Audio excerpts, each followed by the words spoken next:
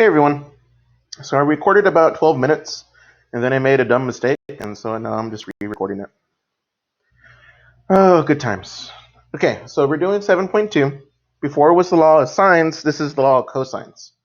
And so what the law of cosines basically is, it's a generic form of this formula that we're all familiar with. Okay?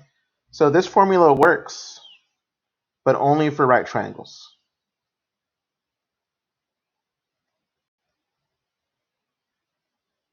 Okay? The law of cosines, this is going to be like a Pythagorean theorem,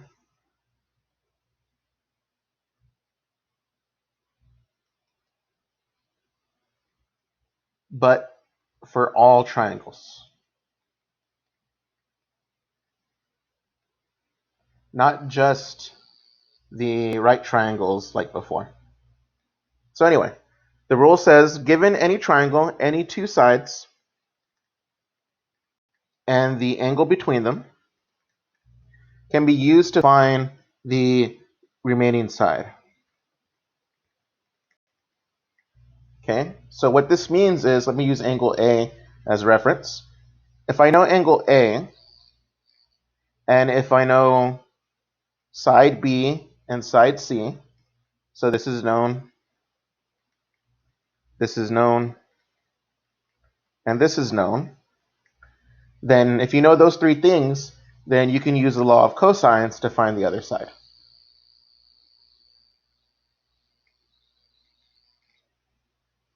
All right? So let me start with the c squared, because this is the one that's going to look like a Pythagorean theorem.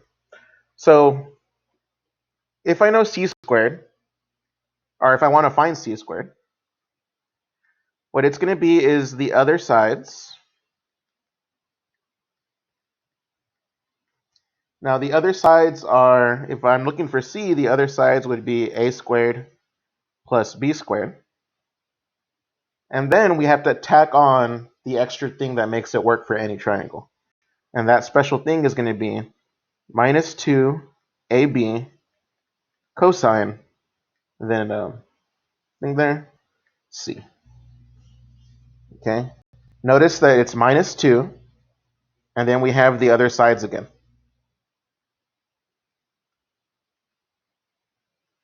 And then c is the angle in between.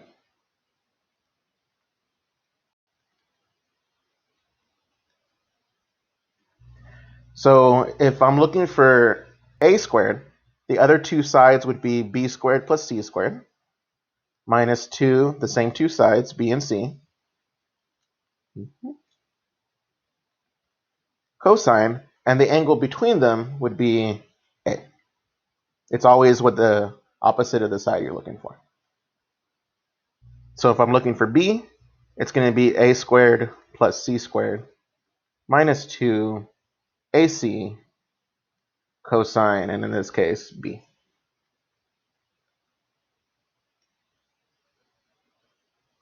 Now, you don't have to memorize three different forms, but when you're looking at your triangle, just know that it's the Pythagorean theorem with the other sides, a squared plus b squared, and then you have to do minus 2, the same two sides, times cosine of the angle between them.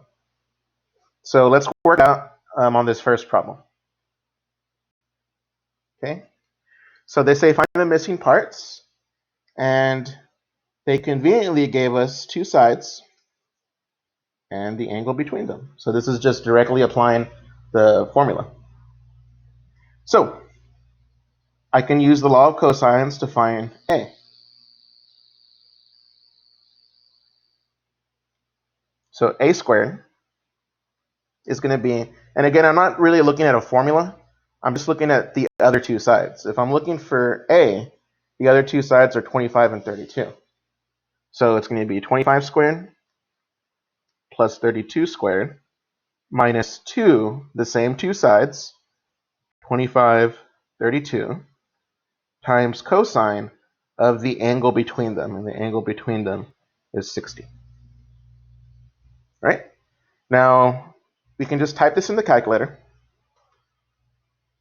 And so you have 25 squared plus 32 squared minus 2 times 25 times 32 times cosine of 60. And again, when you're doing this, make sure that you're in degrees. Right? So I get a squared is equal to 849, and I take the square root of both sides. And since I'm dealing with an actual length, I only keep the positive. So let's see. Wow, okay. Square root of 849, and that's 29.1. On the homework, just round to whatever decimal place they want you to. It'll change depending on the question. So we know that this is going to be 29.1 centimeters. All right? And now we have to, so we know all three sides now. Now we got to find the other angles.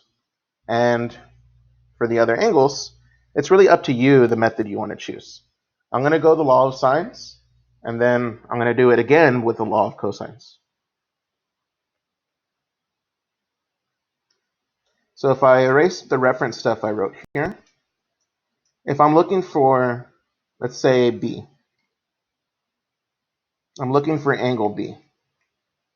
Okay? The law of sines says it's going to be sine of B. I'm looking for the angle, so the sine of B goes on top. Over 25, the opposite side, is the same ratio as sine of 60 over 29.1. And all I got to do is multiply by 25. And you get sine of B is equal to, and we can type this in the calculator. Sine of 6, oh, I brought up my calculator in my hand. All right, so sine of 60 times 25 divided by 29.1.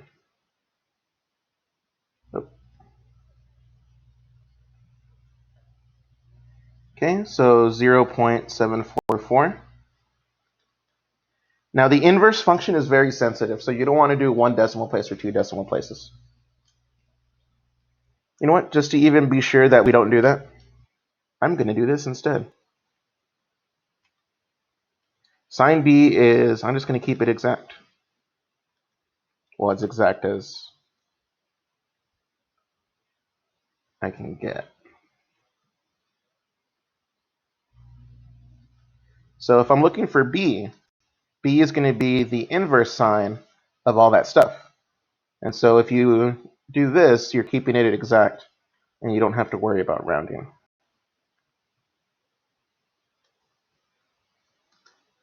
So I can do inverse sine, and then 25 sine of 60 divided by 29.1. And I get 48.1.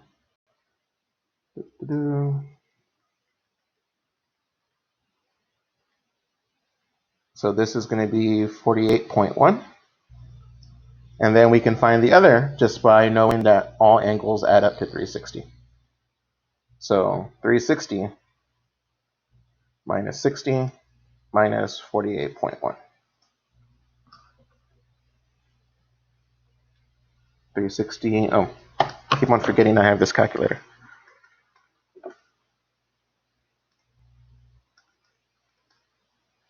And 251,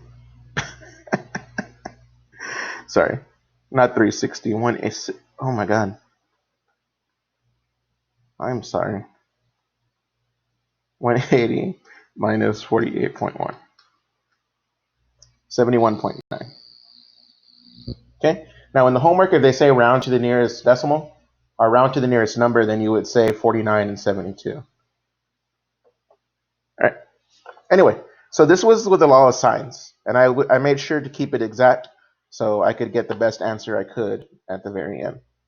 Now I want to show you the other way to do it, this time with the law of cosines. So what I need to do is I'm going to go here, open up a new page, Blank document. All right. So if I redraw my triangle, I have 25, 32, 60. Oh.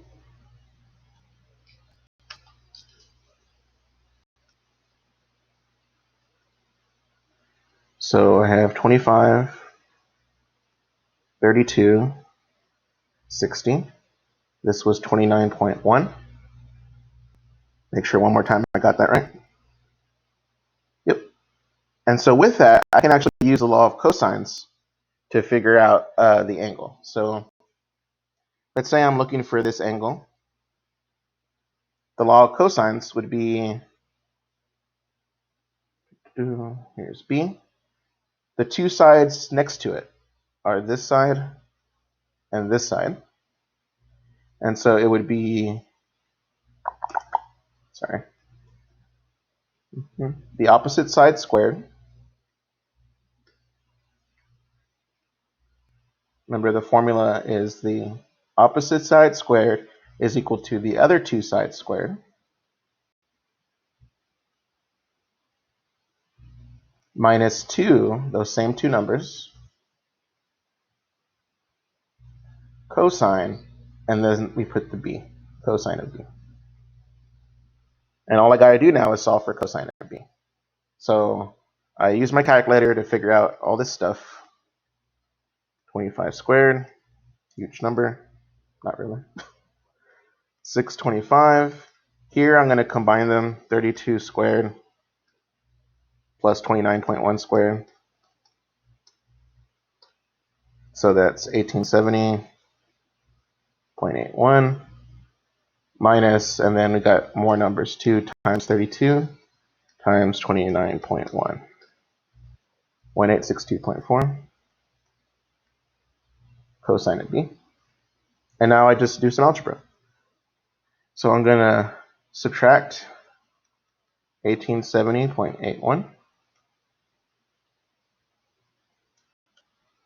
It's a little bit of work, but just letting you know that you can do it both ways. 1870.81. So negative 1245.81 equals negative 1862.4 cosine b. Divide it.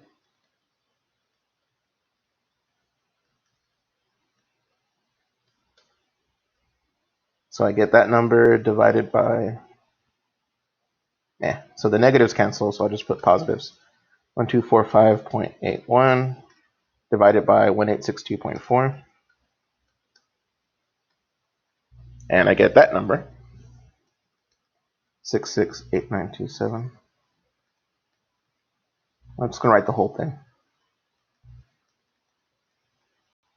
And now you just do inverse cosine. So b would be the inverse cosine of that number.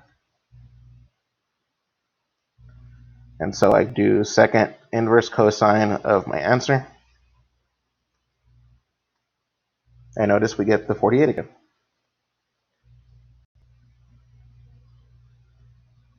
Okay. So 48 points. So it's a little different because of the rounding. There's a lot more calculations in this one than there is in the law of sines. So the more calculations you did, because we rounded this guy, okay, that wasn't exact. So the more calculations you do, the more unexact your answer becomes. But notice that this one was 48 degrees, whereas when we did it with the law of sines,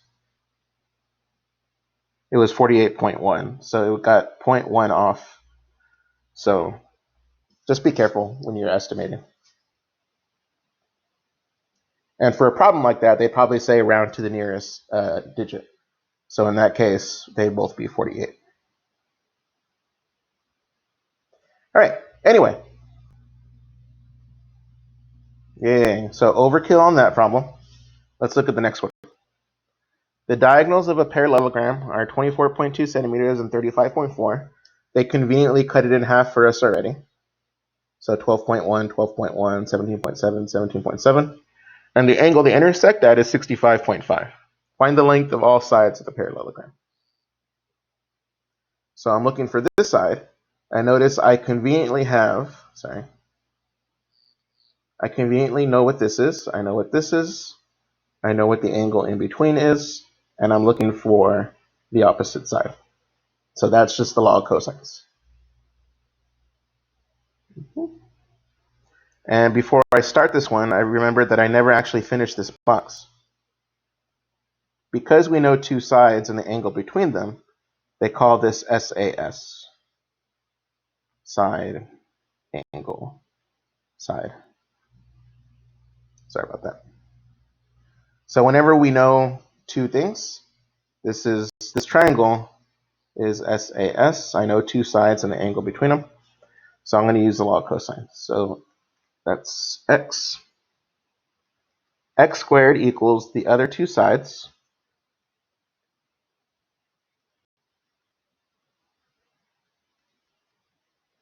Okay, so just like the Pythagorean theorem, but then minus 2, those same two sides, times cosine of the angle in between them. And that's going to be 65.5. And all I got to do is type that in, crank it out, and see what I get. So 17.7 squared plus 12.1 squared minus 2 times 17.7 times 12.1 times cosine of 65.5. And I get 282 point, let's say 282.1, because everything here is one decimal place. The rounding gets tricky. 282.1. But when I use my calculator, I'm going to take the square root of both sides. And so I keep the positive answer. So notice I'm going to do the square root of, I'm going to do second answer, so that it actually recalls the entire thing. So it's rounded on my paper, but when I did the calculator, it's giving me an exact. And so that's 16.8. And units are centimeters. So I know this side is 16.8 centimeters, which means it's a parallelogram, so is this side. Now I got to figure out the other side.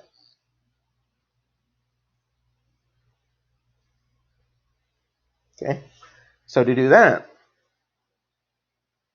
I just figure out what this angle is, and since this is a flat line, they have to add to 180. So I get my calculator, and I do 180 minus 65.5, 114.5. And notice I have side angle side again. I know what this side is. I know what this side is. This side is the 12.1. And now I'm looking for the opposite side. So that's X. I'm going to call this one Y. So we do this all over again.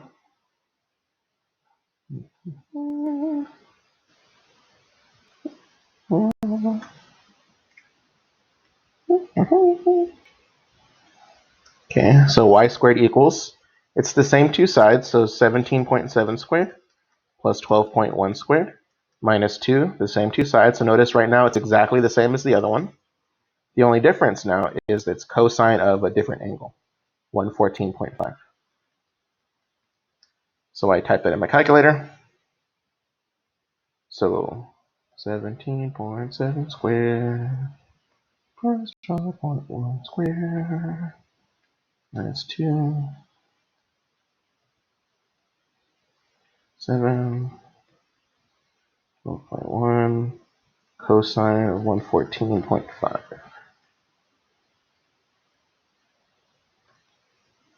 All right, so 637 point blah, blah, blah. Let's say 637.3. So I square root both sides. I'm just going to do second answer so I can keep the whole number. 25.8. Let's say 25.2. There you go. So one side is 25.2, the other side is 16.8.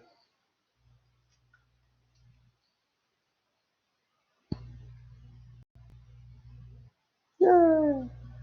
Law of cosines. So the law of cosines is a lot bulkier than the law of sines, but it has its uses. Usually, though, if you can, use the law of sines. It's a lot quicker. If you can. But if you can't, like if you have a side angle side, you're forced to use the law of cosines. Okay, so next page.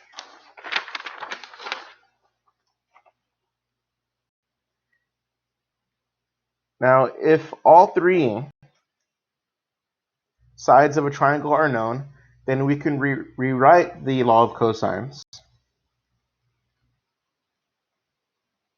as follows. And so I'm going to use cosine A. So if A squared is equal to B squared plus C squared minus 2AB, sorry, 2BC, not AB, cosine of A. What all they did is they solved for the cosine of A. So the first thing they did was they added the whole thing to the other side. That's a capital A.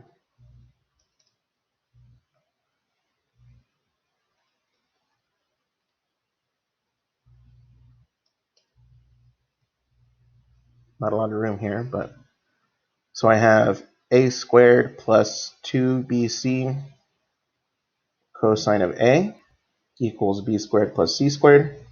You can subtract the A squared.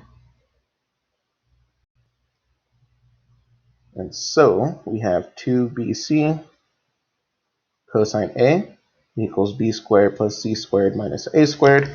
And then finally divide by 2BC.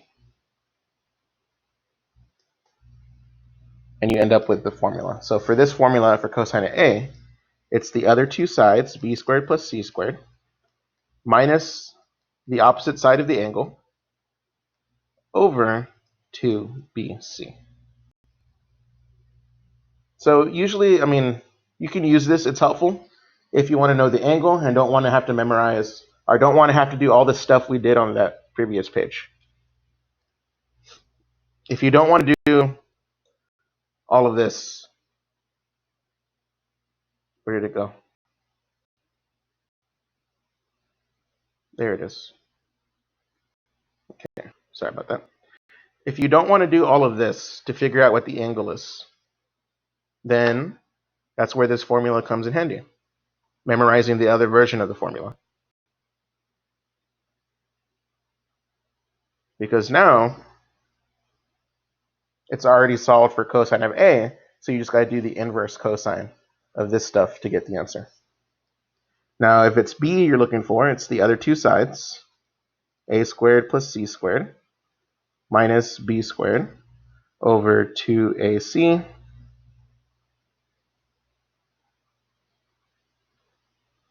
shrinky-dink. Shrinky-dink. And then if I'm looking for C, the other two sides are A squared plus B squared minus C squared over 2AB. Anyway, whenever you know all three sides, they call that a SSS triangle, meaning you know all three sides already. Okay, so class example, let's solve this triangle. Solve the triangle ABC if, and notice they gave me all three sides. I'm just going to draw a generic triangle. And if the sides don't match, it's okay. It's just a generic triangle. So I don't like that generic triangle.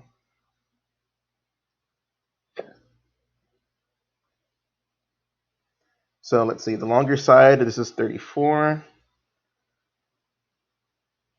So if this is A, that means this has to be angle A. B is 20. This is the longer one. So if this is 20 kilometers, this has to be B. And then if this is 18 kilometers, this has to be C. Okay, remember that the angle is always opposite the side. And so let's find an angle. Which angle do you want to find first? Just going with the alphabet.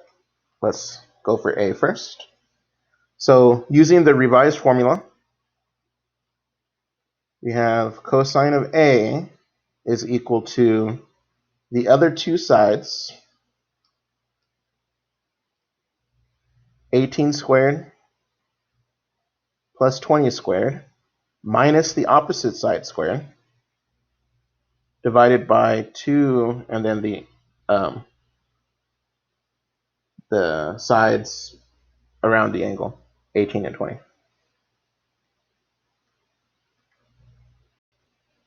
Okay, so if you want, it's just A is the inverse cosine of all that stuff.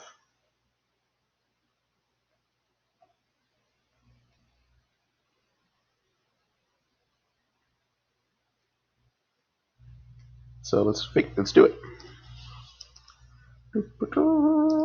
Inverse cosine, 18 squared. Oh, almost forgot. If you're doing inverse cosine, let's load up on the parentheses. So I do parentheses 18 squared plus 20 squared minus 34 squared, close parentheses, divided by open parentheses again, 2 times 18 times 20. And then close parentheses for the cosine. So I did all that, and I got 126.9.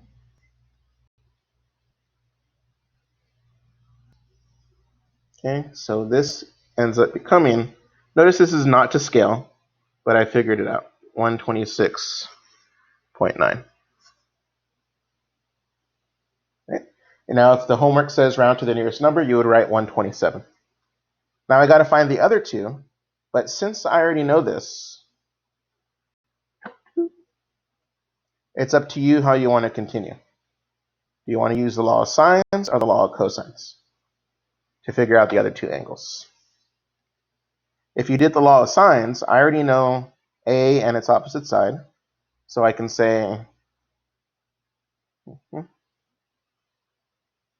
sine of B over 20 is the same thing as sine of 126.9 over 34. And then all you got to do is multiply by 20 on both sides. Okay, so the 20's cancel. So B is going to be equal to the inverse sine of that stuff. 20 sine of 126.9 all over 34. And so we type that in. Oh, I got room. Type that in our calculator. And so we have inverse sine of 20 sine of 126.9, close it, divided by 34, close it, and that's 28.1 degrees. And so there you go. Now, since I know those two sides, I can just subtract from 180 to figure out the last remaining side. So A is equal to 126.9, B is equal to 28.1, and C would be equal to, and you just do 180 minus all that.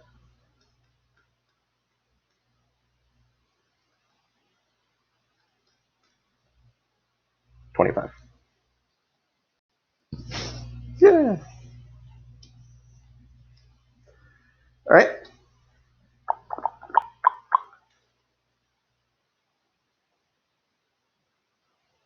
So that was me doing the law of sines to figure out the angle. Again, you could have done the law of cosines. Let me move this over here. If you wanted to, you could have said B equals, if you did the law of cosines, it would be just like A, but with the other sides. So here's B.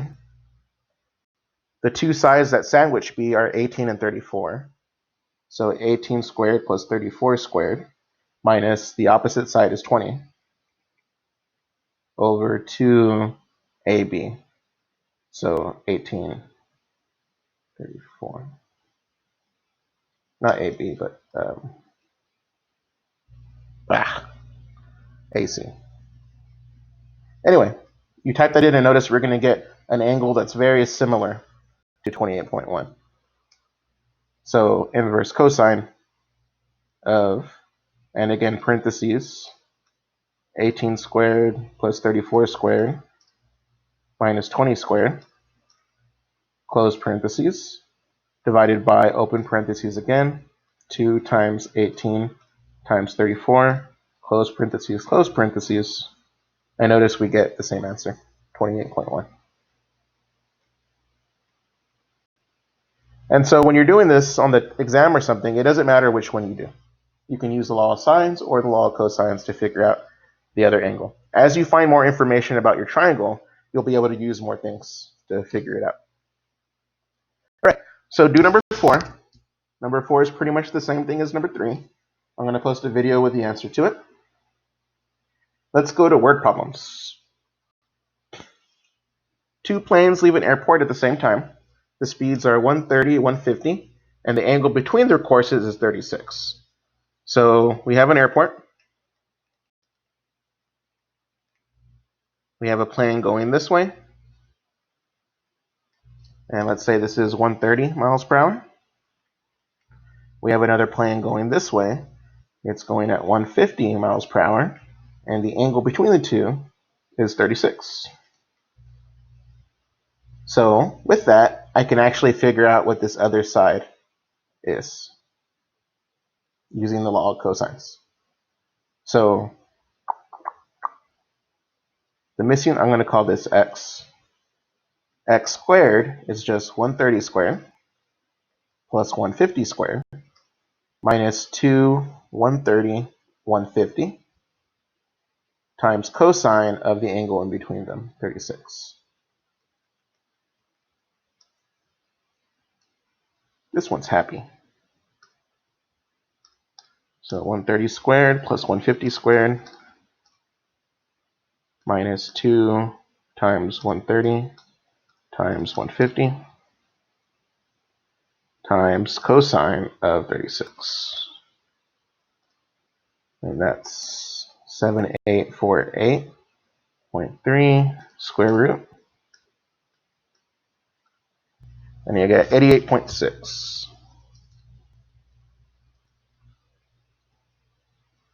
Okay, so the gap between the two is widening by 88.6 miles per hour.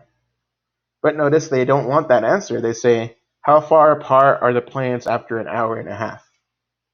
So 88.6 miles for 1 hour. And they're giving us an hour and a half. So 1.5 hours.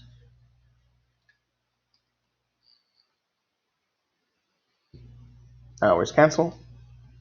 And you're left with miles. Okay, or you can think of it as distance is equal to rate times time. But you get that answer, you multiply it by 1.5, and that's 132.9 miles apart.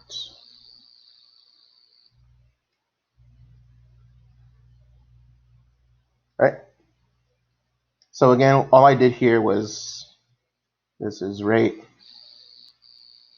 times time is equal to distance. All right, so that one's pretty happy. Now let's go to the more complicated problems for this section. It's not that bad. So heading and true course. So these are just, for some reason, the author of your book likes nautical things. Maybe they were a sailor, retired or something. But they put a lot of boat stuff. So the heading of an object is the angle measured clockwise. So go in this way. From due north, can't spell, to the vector representing the intended path of the object. So due north is just straight up. Okay? And all they're going to do is you measure the angle clockwise from there. So that is the heading. And then the true course of an object is again measured clockwise from due north, so exactly the same. But you go to the vector representing the actual path of the object.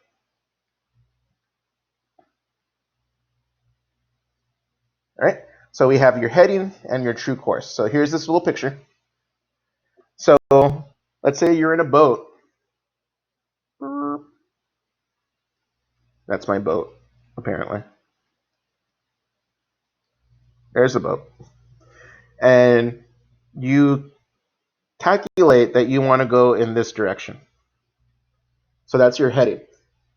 The angle that you use for that is always measured starting at the north axis. And so whatever that angle is, that's your heading. But life doesn't really go perfect all the time. If there's wind or currents or things like that, your heading, you drift in whichever direction the wind and the currents take you. So the wind pushes you over, and you have your true course is the course once you account for wind. Okay, so true course accounts for wind and currents.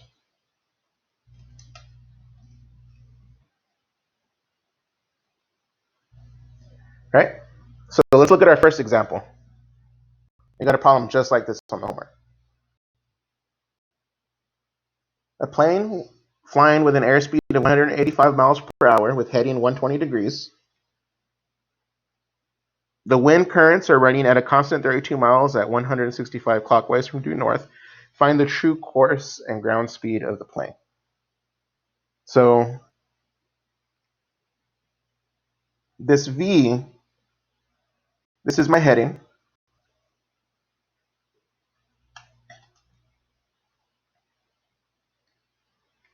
You always measure it. The angle's being measured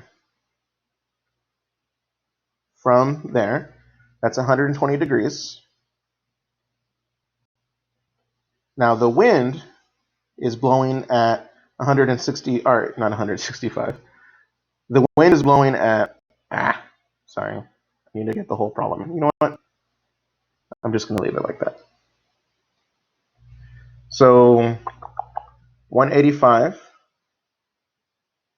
miles per hour. So there's your plane. So this vector V is the plane. Vector W is the wind. And they say that that's going at 32 miles per hour and 165 degrees from due north. And that's all the information you're given. Notice you're given two sides. If I rewrite my triangle, we're given two sides of my triangle. We're given that this is 185, this is 32. So in order to use the law of cosines, we need to know what this angle is, because this is what they're looking for. The question is, what is x? So in order to figure out x, I need to find the angle that's sandwiched between the two. And that's where it gets a little nifty with the way they drew these grids. Okay? So if this is 120 degrees, what that means is if you were to continue the line, then this should be 180. So this is 60 degrees. And equivalent angles means that this is 60 degrees. And there's only 3 angles that make this up. So this missing angle has to be what makes the whole rotation be 360. So it's a little tricky, but with some ingenuity, you can figure out that missing angle. So this is 135.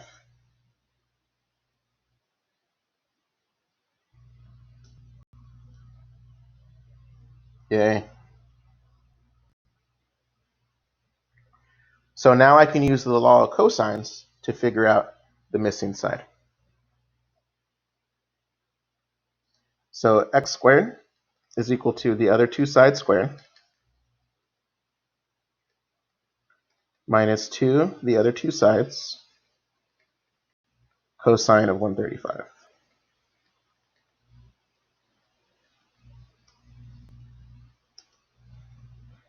(185 squared plus 32 squared minus 2 185 132.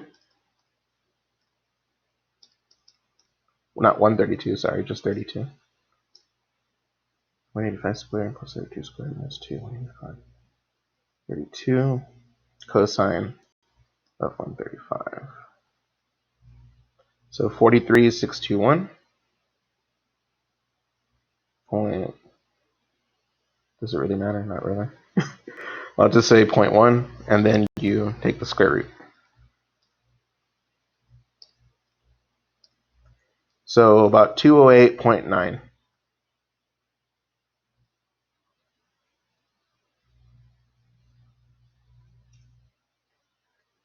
miles per hour. Okay. So the plane, because of the wind, it gets a boost from the wind, and the plane is going at 208.9, so about 209 miles per hour. And now that is what we call the ground speed.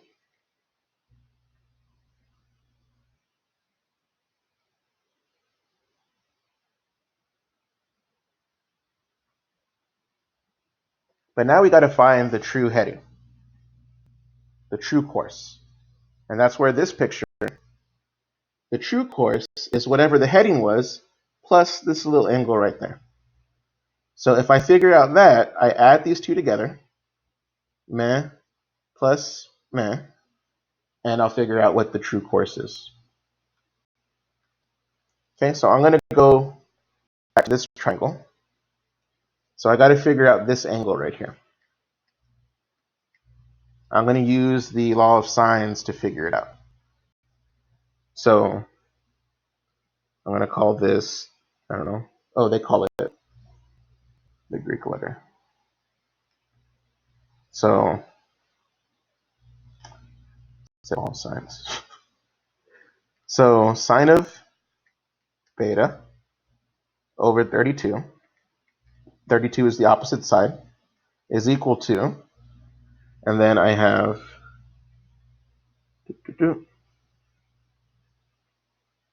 oh, there it is, sine of 135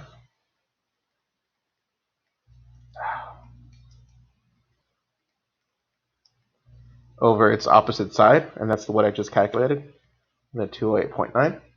And so now I can figure out beta. So beta is going to be equal to the inverse sine of, remember I have to multiply 32 to the other side. So it's going to be the inverse sine of 32, sine of 135 over 208.9. So beta equals inverse sine of 32, sine of 135 divided by 208.9. And we get about 6.2.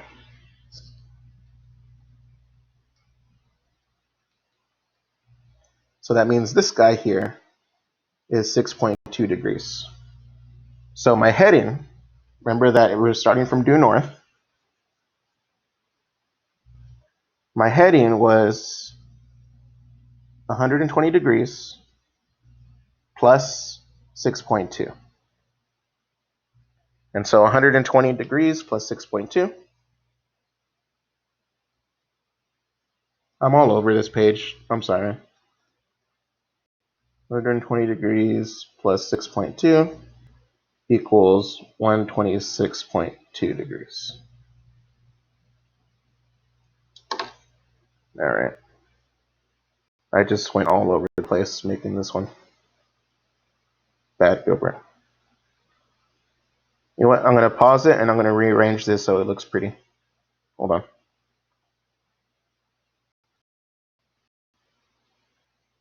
All right. I fixed it. So what I did was I rewrote the finding the v plus w, the ground speed. I put that up top.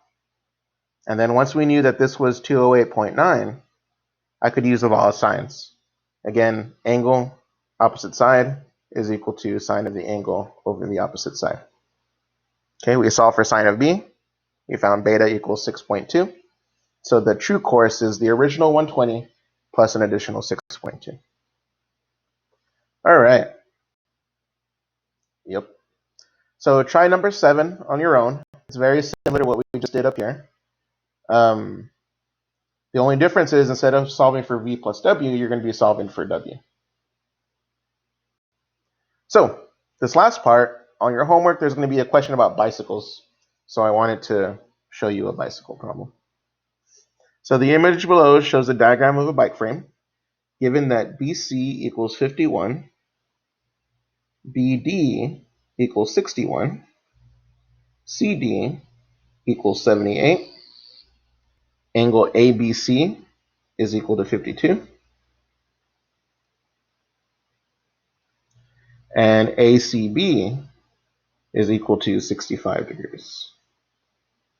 So this is what they give us, and they want us to find the length of the chainstay. I have no idea what that is, but find this length, and then find angle BCD, and figure out what this angle is. All right, so in the second triangle, notice I know all 3 sides. So I can easily figure out what angle BCD is. So cosine, I'm using the modified formula. Cosine of angle, what was it, BCD, is equal to, now the 2 sides that share are this side, and this angle I want is sandwiched in between them. So that's going to be 51 squared plus 78 squared minus the opposite side, 61 squared, over 2 51 78. And if you want to get a nice exact answer, you can just leave it like that and figure out what the inverse cosine of that is.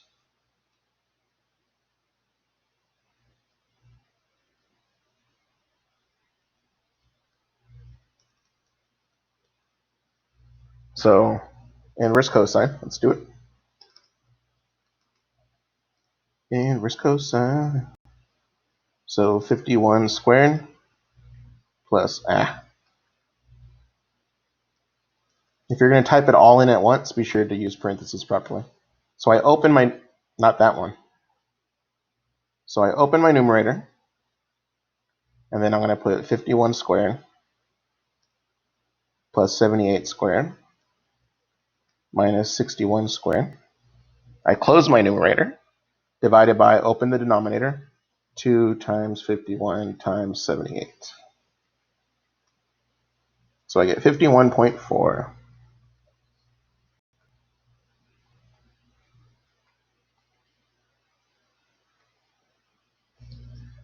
Right?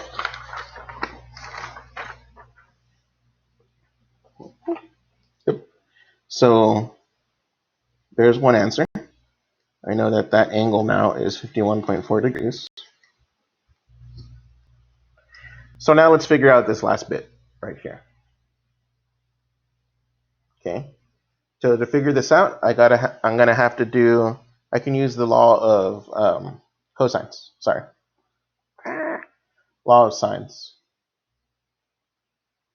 I'm just having one of those days, guys. Since I know these two angles, I can easily figure out the remaining angle. Just 180 minus 52 minus 65. 63. And now I can use the law of sines. I know that the 51 over its opposite angle has to equal, and then what I'm looking for, we can call that x, over its opposite angle, which is 52.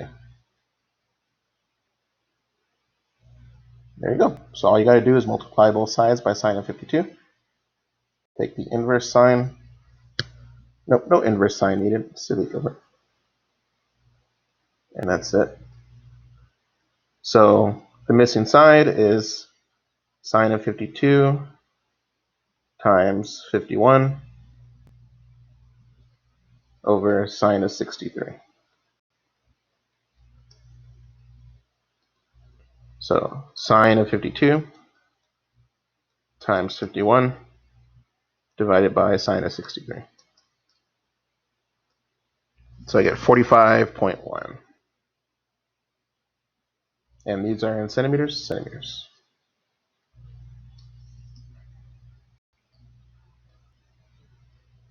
There you go. So it's up to you. If you have the opportunity to do both, just choose whichever method you want. Law of sines or law of cosines. But anyway, that's it. I know it was a little rough solving these problems. I apologize. Not my best day.